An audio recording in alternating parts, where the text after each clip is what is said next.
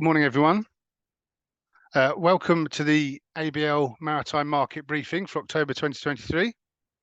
My name's Mark McGowan and I'm the Global Managing Director for Maritime here at ABL. Thank you to everyone signing in online and also to everyone in the room today for braving the rain. This market briefing is accredited by the Chartered Insurance Institute. Delegates participating will be accredited 1 CPD point towards CII or Personal Finance Society member CPD schemes. We will be keeping a list of those people who've logged on online and those people in the room. But if you do want a certificate, please do let us know afterwards and we can provide one for you. This morning, we've got two presenters coming in. We've got Ashley Perrett, who's the country manager at ABL Scotland. And we're very lucky to have Ashley and his expertise today on the topic of decommissioning. Our Scottish office in Aberdeen have long been involved in significant decommissioning projects, which is where Ashley's based. Not only in the North Sea, but supporting larger decommissioning projects in global value chains elsewhere in the world. Ashley is a skilled project manager, marine warranty surveyor, and engineering professional with experience across oil and gas and renewables. So thank you for making the trip down to London this week to share your expert knowledge. We're also very pleased to welcome Callum to our Maritime Market Briefing family today to present the summary of last month's high-value marine casualties. Callum is in the third year of the ABL Group Engineer Development Scheme as a graduate naval architect, and he's based in our London office, following 2 years within our engineering branch, Longitude. For those of you interested in joining future ABL Group graduate schemes, I believe applications are open for 2024 this coming Monday, so do take a look on the website. As always, the opinions expressed today are those of the presenters and not necessarily the opinions of ABL, and the usual caveats apply and Chatham House rules apply. To help us keep these briefings relevant and to keep our CPD accreditation nice and fresh, we would really appreciate it if you could take some time to scan this QR code to give us some feedback. It'll also be included in a follow-up email for those who attend today. So I'm now going to pass over to Ashley, who's going to give the technical part of our presentation. Thank you, everyone.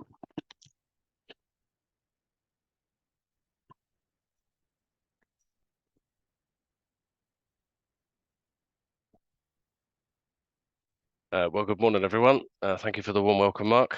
And it's good to be with you this morning. So this morning I want to just run through you decommissioning and take a look at sort of the risks and how they're changing in decommissioning.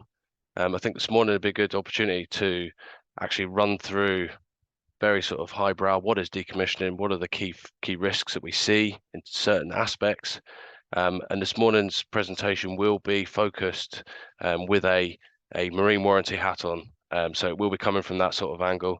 There are, as I will describe, there are plenty of aspects to decommissioning, including those of the operator to other suppliers, but this one will be particularly focused on how we manage risk as a marine warranty surveyor. So I think the key objectives this morning, really understand what risks are presented. We're going to try and take a quick look into some of the market conditions which lead to how we manage the risk, and also the conditions which are impacting how say vessels are chosen or different methodologies are also adopted. We'll also maybe look at some of the risks which I think are appearing into projects that are being executed currently, and possibly those that will be executed in the years to come as well. So what is decommissioning? Decommissioning is, as it says on the screen here, reuse, recycling or deconstruction of installation of structures. And I think if we glance to the bottom sequence, I guess where this covers from before this is the operational phase, and we then get into a sequence or a series of phases in the lifetime of an asset. And I think really this presentation is going to cover really these three phases: the preparation phase of the topside for decommissioning, the removal of the topside section, so the topside being that above the water, and the jacket or the substructure in which the topside sits on. So these are the phases that we would predominantly see the warranty surveyor involved. There's plenty of phases before, but usually our involvement in terms of covering risk on a DAR policy would be covered during these phases. And a lot of work goes into these sections. So actually, these preparation phase, removal and substructure, really actually a small chunk of the activities that go into decommissioning. And actually, well decommissioned, for example, is the largest proportion. Excuse me. The well decommissioning is the largest portion of the decommissioning undertaken from an operator, and that can go on for many years. And planning to get your wells decommissioned is the first step, and actually taking it out and scrapping the steel is actually the last piece really in the puzzle for operators as they look to bring the seabed essentially back to how they found it.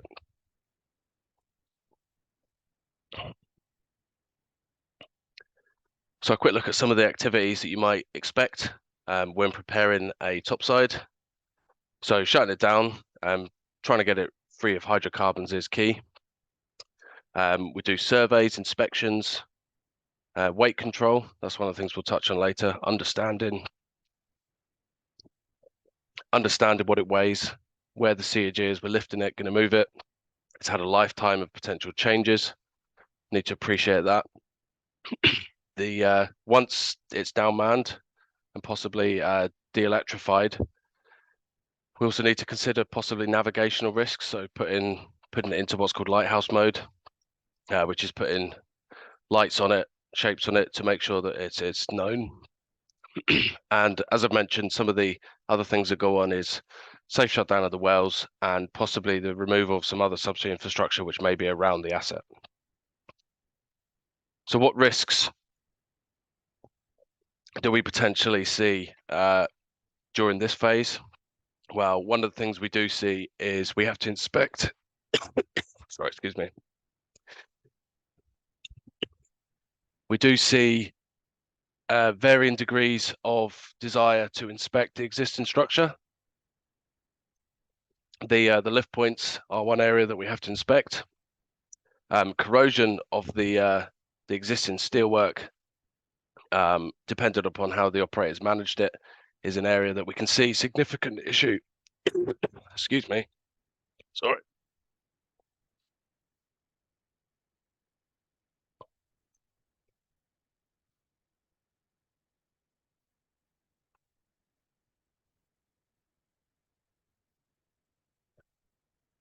The cutting of the legs in this phase, the cutting of the legs in this phase is something we might do. You might pre-cut the legs ahead of a campaign offshore, and that presents its own risk in where contractors are looking to try and do apologize. The operator or the contractor coming in to cut the topside may look to cut the legs early, and actually that presents its own risk in that we have an asset that could be left over successive winters.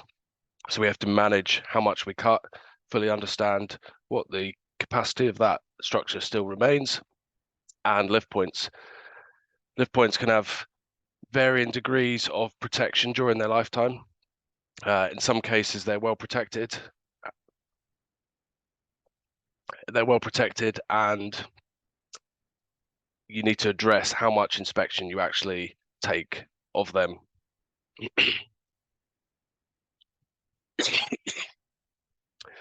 So removal of your topside. There's many ways you can do it, and that is a large decision in terms of risk. Do you want to do it in one go? You need a very specific vessel to take it off in one go. You may want to reverse install it, so literally put it back in, take it out how it was put in. You might seek to cut it to bits in place, in situ. That's often lengthy and time consuming and costly. And there are some methods being brought to the market in terms of innovative vessels, which again present their own risks as well. Which method to choose? Well, that depends on how big your topside is, possibly where it is as well, which might dictate your marine operation in terms of the operability for that. I think the top left is one of the vessels that's available in the market, and it just gives you a sort of a scale of the size of these things. So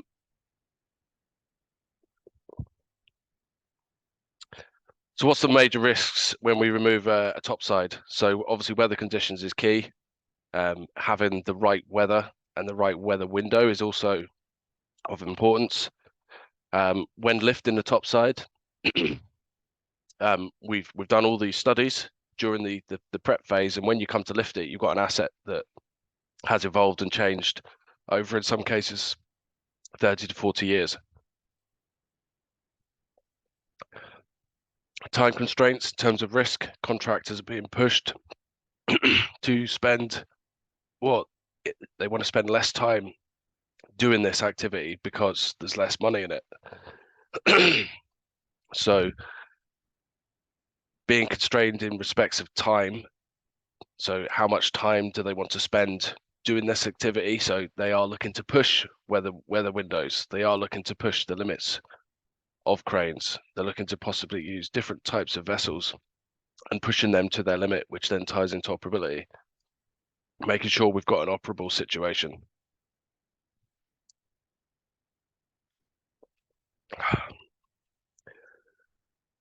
Jackets, there is many similarities to the topside element. The jackets themselves, in some cases, are just far too large to remove, and we can only remove a portion of the jacket structure. The size of the jacket usually determines that. I think lift and carry is usually, you'll find that you'll get what's called a derogation case, where you have to remove a certain portion. It's usually up to around about 10,000 tons for the jacket structures. And I guess one of the big challenges of cutting the jackets is simply their size. Hook height, cranes often don't have the reach, so you do have to lift them, and in most cases lift them and carry them to shore, which in itself presents risk. When you're cutting the jackets, you have to at some point cut them. You have to choose that optimum moment to finally decide to sever the jacket legs and remove them, and cutting them themselves can prove a tricky business.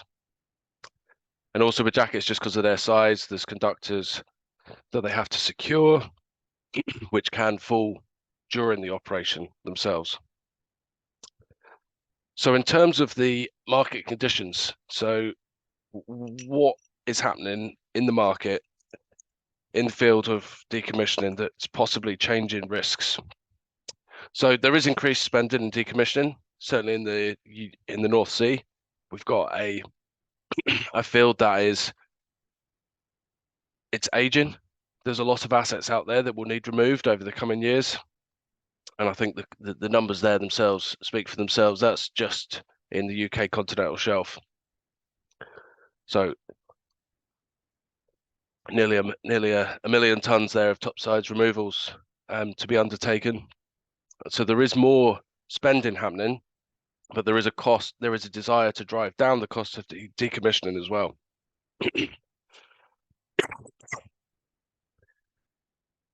Currently, we're obviously seeing a surge in the renewable sectors. That's putting high pressures on vessels availability of resources.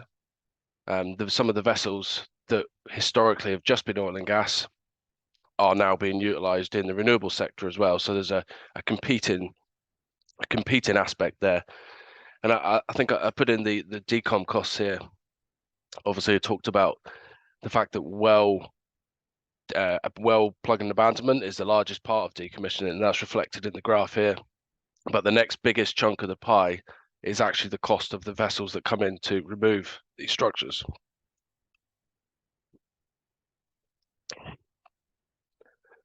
Political factors, government policy is driving decisions in terms of how we do the decommissioning as well.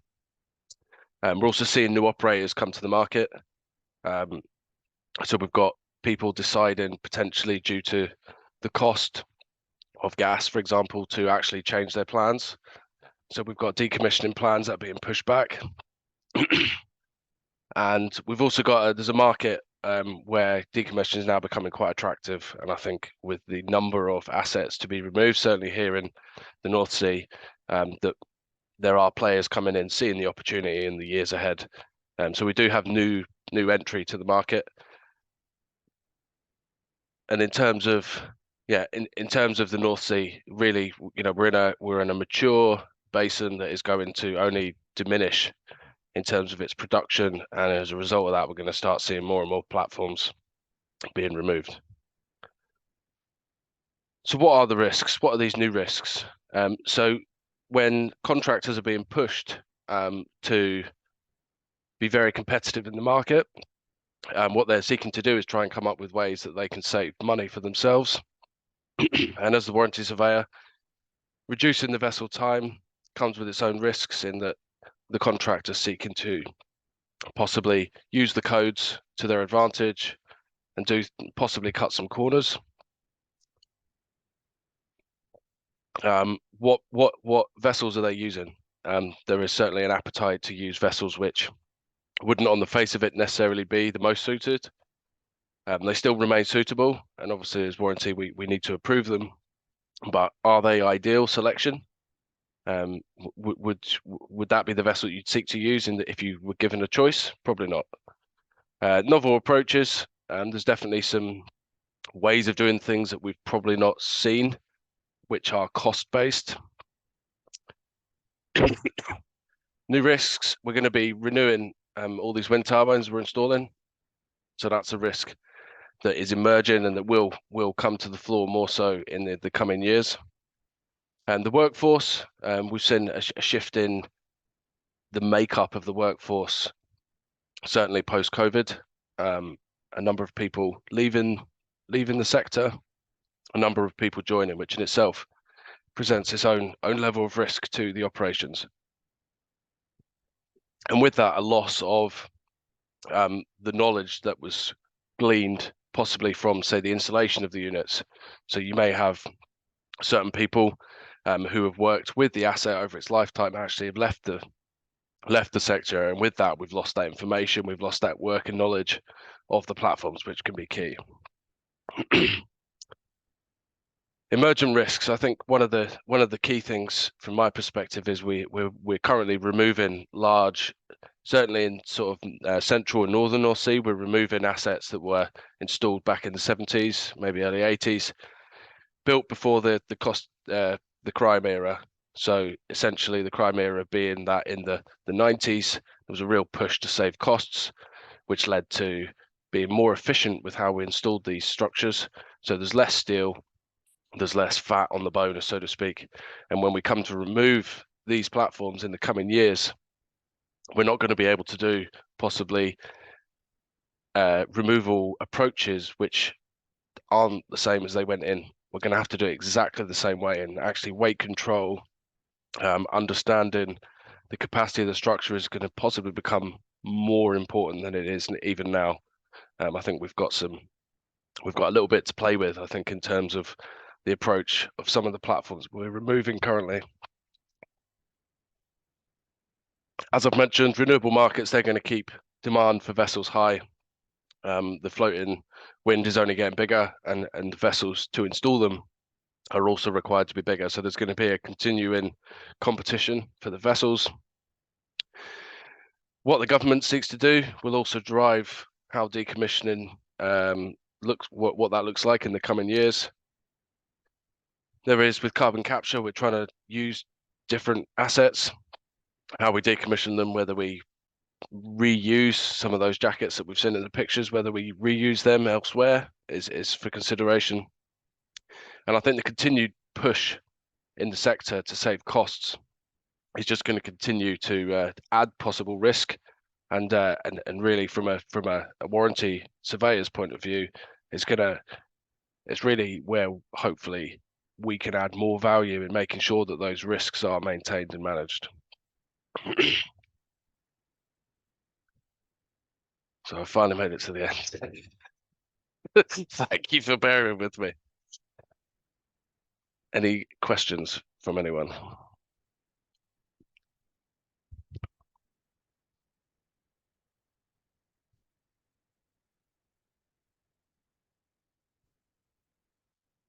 Yep.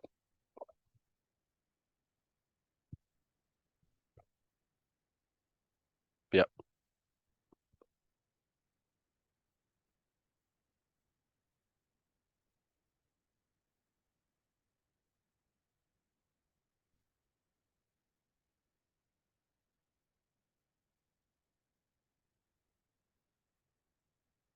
Okay, so just for the benefit of everyone online, the question was, do we see instances on platforms where ABL or the warranty surveyor may disagree with the removal approach? So, I mean, ultimately, no, because we need to sign off on it. So if there is a plan that we would disagree with or an approach, there would be engagement with our client and the contractor to come up with a solution for that. I suppose one approach is the availability of data is varied from platform to platform, from operator to operator, and what we actually have in terms of understanding how it was installed, what was the support conditions on the barge when it was towed originally back in 1975 or whenever it was, what were the support conditions, do they match what we're doing now? And when we don't have that data available, I know there is appetite sometimes from the contractors to just say, well, it's scrap, it doesn't matter. But at the end of the day, it's still a marine voyage. We still need to appreciate the structure.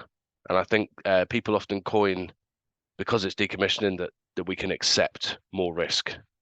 Now, and to some, that is true to some respects, but we still have a minimum threshold in terms of what we can accept. And I don't necessarily think that just because it's being scrapped, it's still got to get safely from A to B. And obviously, that looking to minimize any impact or event is our role. So to me, it doesn't matter that it's decom or not.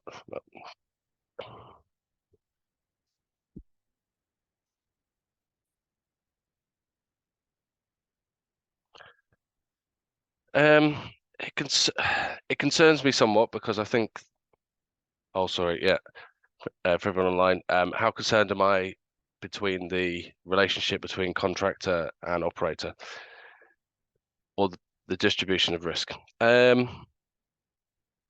I It concerns me that sometimes the contractors are given probably a bit too much freedom to do what they wish, and it depends on operator to operator. Some operators are more than happy to essentially take guidance from the contractors because they have the experience, and a lot of operators haven't actually decommissioned assets to any degree.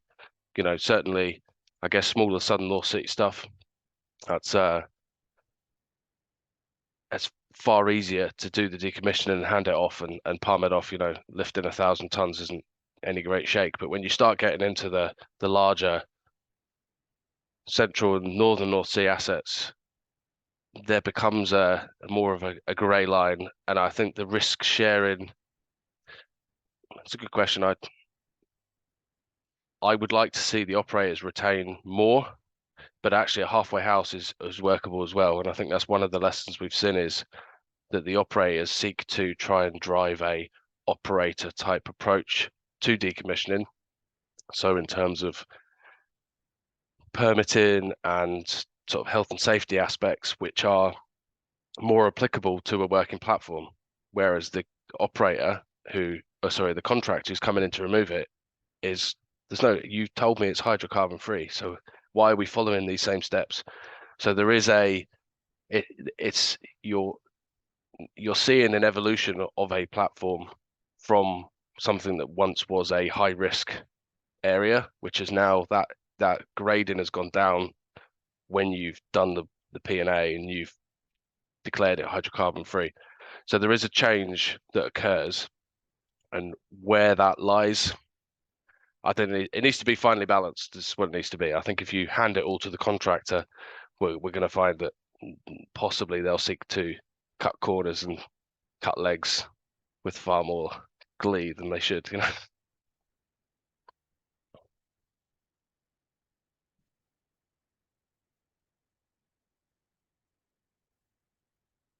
Oh yeah, if anyone online has any questions, then please feel free to ask.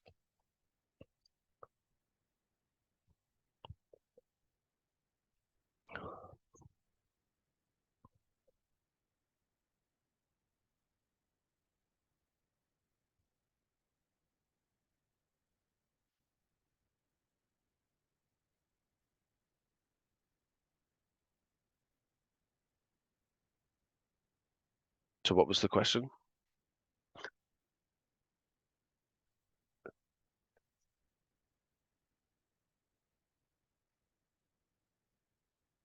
Okay.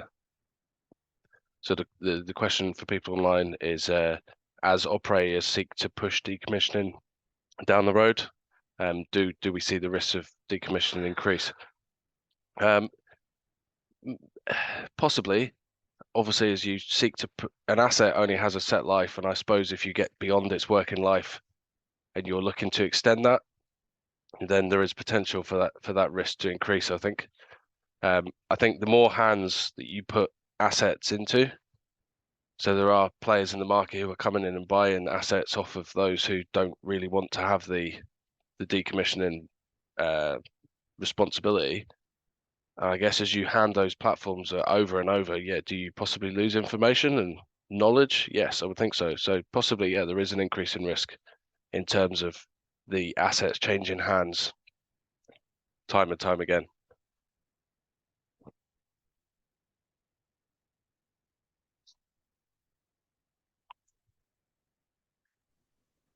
The question online is, there scope to have an industry standardization of contracts, allocation of liabilities between operator and contractor?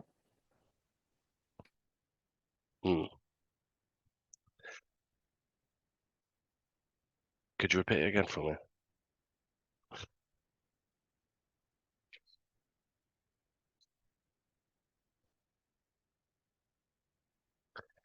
I don't know necessarily if ABL's warranty surveyor is ultimately the right person to answer that question. That's for the contractors and the operators to decide. In terms of technical code, there is a code for decommissioning, which is heavily tied to sort of standard marine operations, and there is still some grey areas that exist between. I talked about that evolution of a platform from it being a platform to it then being a decommissioned asset. There is some grey areas in terms of when does it become a structure, the requirements for it to meet the code requirements of a structure which it has to meet for its lifetime.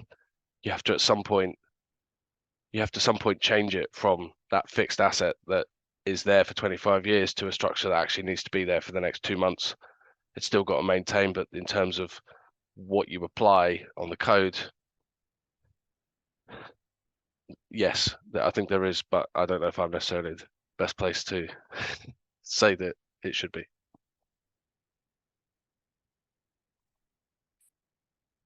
Excellent. Thank you for your time, and I will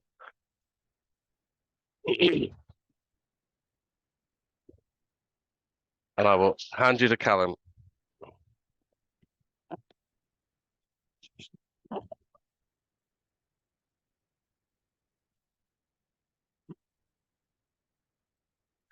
Good morning, everyone. So the marine casualty case reports. The purpose of this section, the briefing, is to keep you updated with some of the recent higher cost cases that ABL have been involved in. So doing so, show you or remind you of the sorts of incidents and casualties that can happen in the shipping and marine operations. But in case some of you haven't attended these briefings before, you might be asking, what are these so-called case reports? Well, these feature largely, but not exclusively, hull and machinery casualties with estimated costs of repair in excess of $250,000, usually excluding salvage costs. They cover only a subset of the total ABL caseload, which of course includes many other areas apart from just hull and machinery, typically between 10 and 20% by ABL case numbers. These case reports, nevertheless, are a significant subset of our H&M work, for although they cover about 20-25% of the H&M cases we survey by number, they cover around 65 to 75% of the H&M cases we survey by cost. Treat with caution, however, estimated costs are often preliminary and are subject to further inspections and/or investigations. In presenting these case reports for the last month of activity, it is not about attributing blame. We just aim to convey what happened. So we won't be giving away any definitive conclusions about the cause, as many cases are still fresh and this would be inappropriate to do so. So let's start off with some statistics. I've been notified of 15 high-cost cases during September, and we're back to normal in the sense that nearly half of them are engine room related. Last month, if you remember, we had no engine damages. The blue columns in the graph show the proportional distribution by casualty type: 7 machinery cases, 2 groundings, 1 listing, 1 structural problem, 1 thruster damage, and 3 crane incidents. As always, with such a sample set, you're bound to have the gaps in distribution that you see here when they compare to the distribution for the year as a whole. In this case, the whole of 2022. But despite this, you can see that September roughly follows the same historical form of the relative likelihood of these different casualty types. For an overview of September, here we've added in the distribution to those same 15 cases by their total cost. And you can see we have a bit of spike this month for groundings. That's because of the groundings involved for a small cruise ship, and the other, although only a deck cargo barge, is probably a CTL. The total cost for the 15 cases is about $8 million, though that puts the average case for September at 520,000. About half the typical average value for the background figure of 1 million that we have seen over many years. We've had several such low-cost months this year, so let's see how this year's cumulative totals are panning out. In terms of casualty proportions by number, you can see that this year's trends are shaping up to be a similar pattern as last year, and indeed previous years. Nothing particularly unusual appears to be happening yet, at least regarding the relative incidence of these different casualty types. And here we've added proportion of the cumulative costs, which on the surface are fairly unremarkable with no dramatic spikes. The relative cost of the machinery cases, however, is still high compared to the past, where, as we've seen before, we would have expected the red column to be only half of the first 2/3 the height of the blue column. This has been because machinery casualties tend to have a much lower upper limit of costs. For example, the cost of a whole engine replacement compared to fires, collisions, groundings, and the like, where damage costs could be anywhere up to the full insured value of the whole ship. So something seems to be changing, and we'll have to dig into that towards the end of the year to identify what it is. Anyway, the average cost for the year to date is still a bit lower than expected too, coming in at only $600,000 compared to the long-term observed face value average of $1 million. So let's move on and look at some of the September cases in more detail. We've selected 7 of them if we have time to get through them all. And bear in mind that although we say these are September cases, the month generally refers to when the first advice comes in from our surveyor. Some of the cases may actually be from earlier months. First up, we have this small 2-year-old cruise ship that specializes in polar adventures. At midday one day, following a period of sitting at anchor in a beautiful location, she upped anchor and departed for the next destination. Conditions were benign and visibility was good. Within 15 minutes, however, she'd found herself aground. There were 112 passengers on board and 94 crew. This vessel is ice strengthened and double hulled, so I understand there was no panic involved. She tried to free herself over the next few days, but in the end needed the help of a fisheries vessel to help that was in the area to pull her off. We see her here alongside in port for 3 days later for diver inspections. The damage caused is a setup and distortion of the bottom plating and stiffeners in the way over several double bottom tanks to the starboard side of the center line. No breach of the hull had occurred. Here we're in the double bottom tank number 11.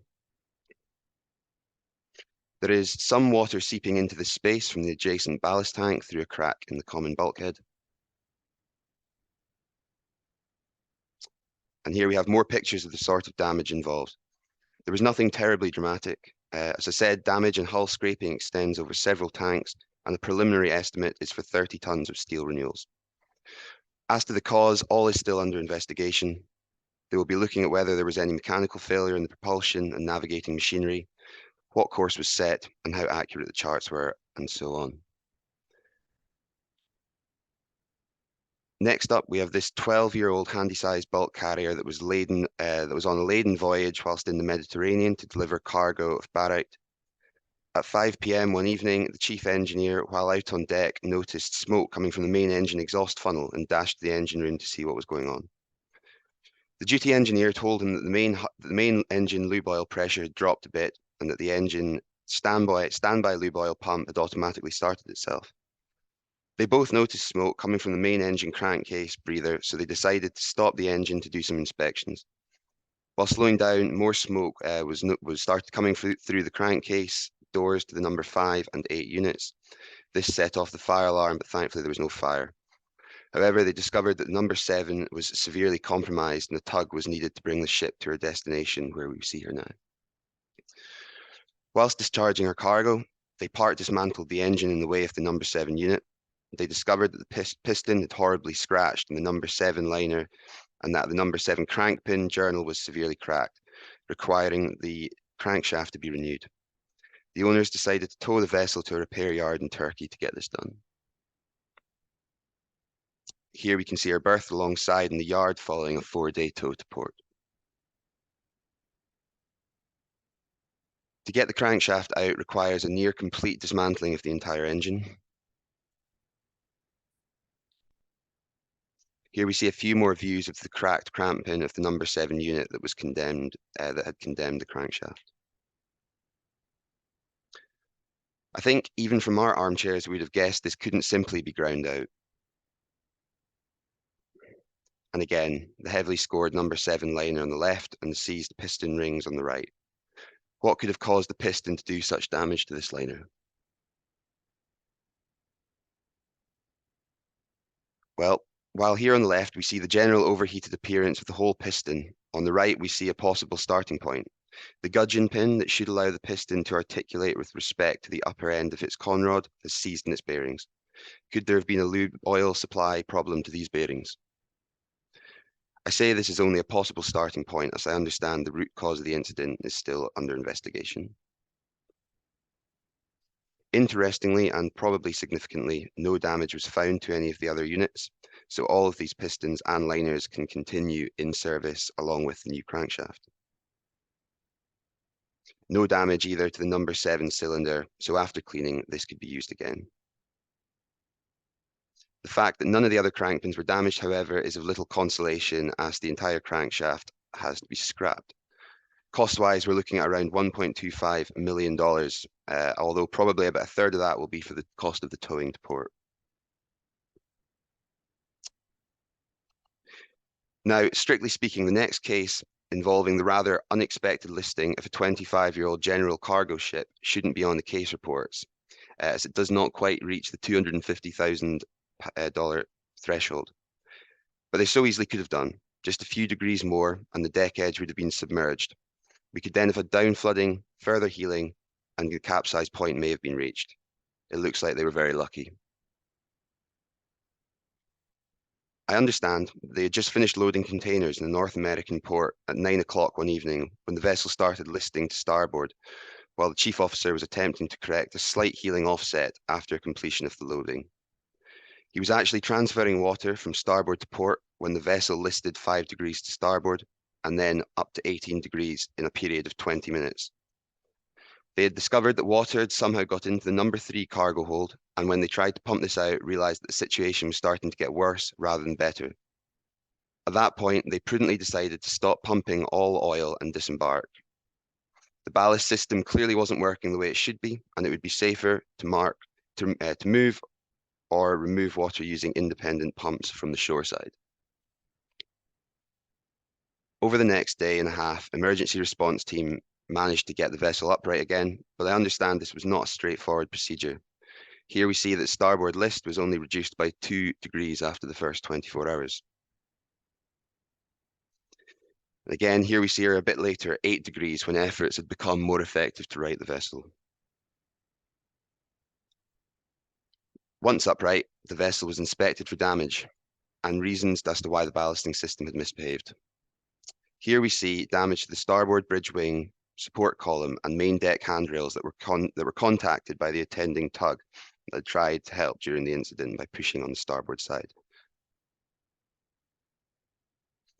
And here we see one of our surveyors measuring the tide mark in the number 3 hold to confirm the maximum extent of the healing during the incident.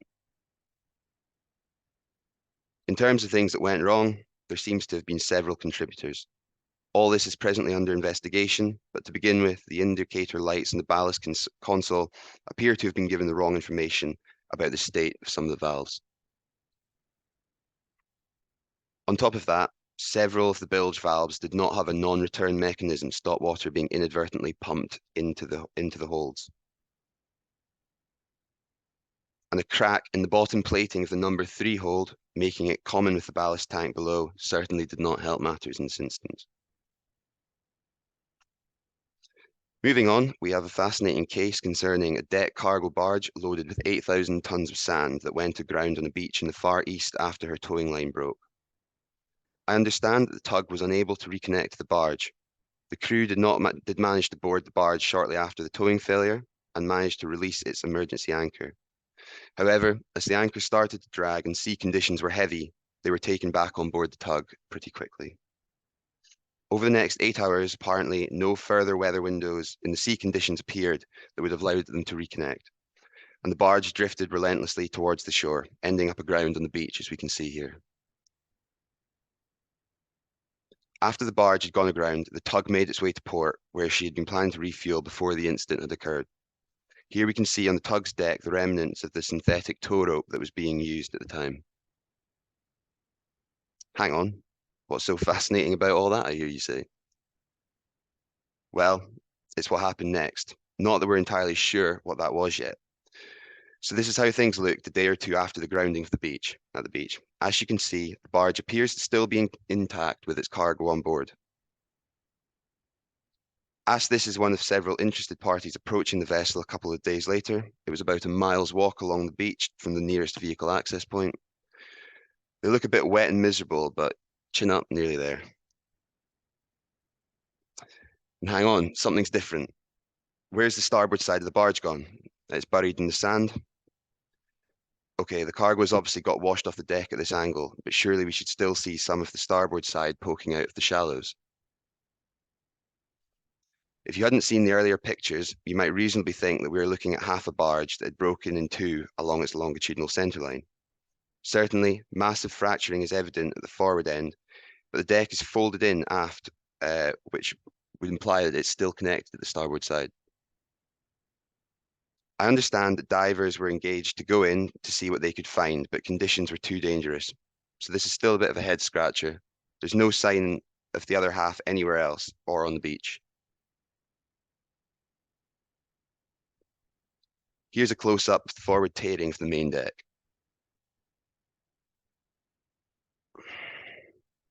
And at the back end, we can see that cracking has occurred through the transom plating and the main deck, but the port side has not yet broken away.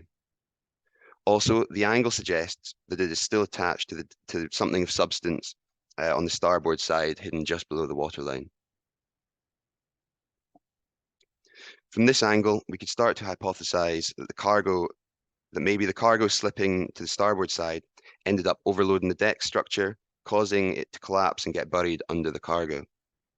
Certainly, something has caused the sharp folding of the deck on the centerline bulkhead. However, none of my colleagues that I've spoken to have seen a barge break in two or fold over this way before. This barge is only 14 years old and was in class. I understand, having had surveys in January this year, investigations continue as to what exactly happened, and hopefully we can report back in the future when we find out more. In terms of costs, I understand the barge may only have been insured to around $1.5 million. Repairs, if they were possible, were likely to exceed this. So I don't think that we are going to see a full restoration of the port side with the starboard side, wherever it happens anytime soon.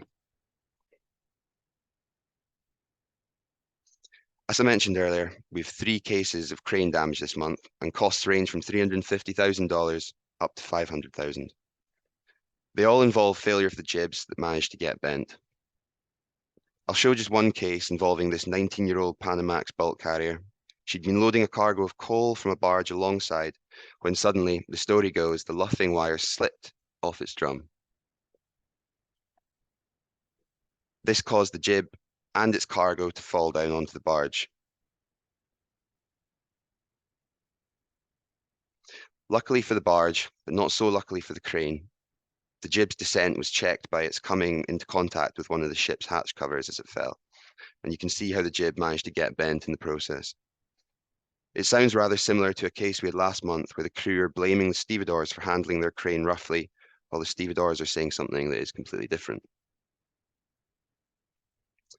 While all that is being disputed, here we can see the ship's crew getting on with lifting the falling jib using another one of the ship's cranes. This is them stowing it on the starboard side of the deck until further decisions are made about when and where they're going to repair it.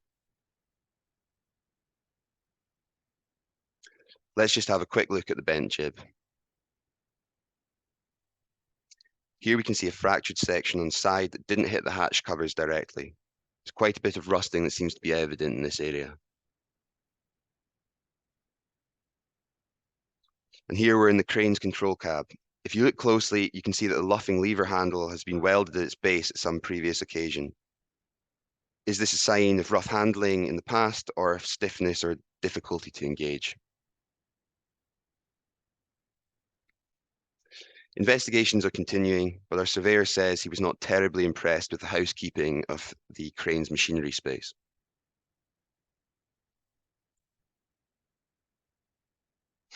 And finally, onto our last case. We have a look at this 12-year-old VLCC that was getting ready for an intermediate survey. She was transiting from the Far East to the Middle East where the survey was to take place, and the crew were busy carrying out cargo tank washing and cleaning so that the cargo tanks would be accessible to the class surveyor when they arrived. While crossing the Bay of Bengal, they discovered what they described as a crack in the main deck plating in the way of the number 3 starboard water ballast tank. Owners diverted the ship to a port in India to pick up ultrasonics technicians in order to start carrying out thickness measurements during the final leg of the voyage to the Middle East. The measurements were completed a week after the vessel arrived, and many areas of the ballast tanks were found to have exceeded class allowable dimension limits. Unsurprisingly, the attending class surveyor recommended renewals of all these areas. Here's the crack in question, or the opening that they had found originally on the deck. It orientated transversely, so it is susceptible to growth with wave action in any hogging conditions when the main deck is under tension. The opening is about 8 inches long, but it's not really a crack in the sense of a split in the full thickness of the plate. Rather, it's more of a final split in an area of severe corrosion, which is eaten through the thickness of the plate. Unfortunately, and somewhat irritatingly, that particular ballast tank had water in it, so our surveyor could not get in to see what was on the other side of the hole. However, I expect it wouldn't have looked very good, judging by the state of the other tanks that he could get into. Here, for example, the number 1 port ballast tank with many rust streaks and areas of deep pitting from corrosion. And here we see some very localized pitting corrosion on the underside of the upper deck plating and stiffeners in the number 5 port tank. It's a big ship, so it might be tempting to assume that it's very strong, but relatively speaking, it's not. Being big means that it also experiences considerably large loads from ocean waves, especially waves of a longer wavelength. So dealing with any weaknesses or wastage in the main deck is absolutely essential to preserve the adequacy of the ship's overall strength and safety. Excessive wastage was found and renewals are being carried out in all of the ballast tanks, port and starboard. I understand that in this occasion, this has involved 26 tons of steel replacement. However, our surveyor has not been provided with a copy of the ultrasonics report yet, so we don't know how many other areas are close to the allowable limit. Hopefully, we shall receive this information soon. Meanwhile, here we see some of those cropped areas with new steel installed. Investigations are still underway by the owners. However, I understand what has caused all of this. The ship is not that old. Is it a construction problem, paint problem, a cathodic protection problem in the tanks, or is it something else? Or simply, is it just wear and tear which has not been dealt with well enough? And anyway, that concludes our case reports. I hope you have found this interesting. And let me hand back to Mark.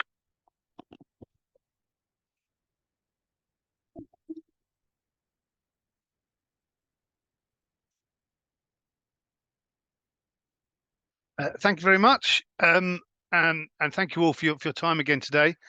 Can I just remind you, if you can complete this quick survey, that would help us very much to keep improving our offering.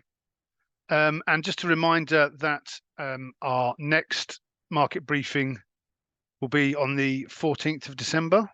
Is that correct? No, it's not. 14th of November. We've missed a month. But we'll be sending out details for that anyway. So thank you to all of those who joined online, who and all of those who braved the weather to come in person. And thank you all very much, and we'll see you next time.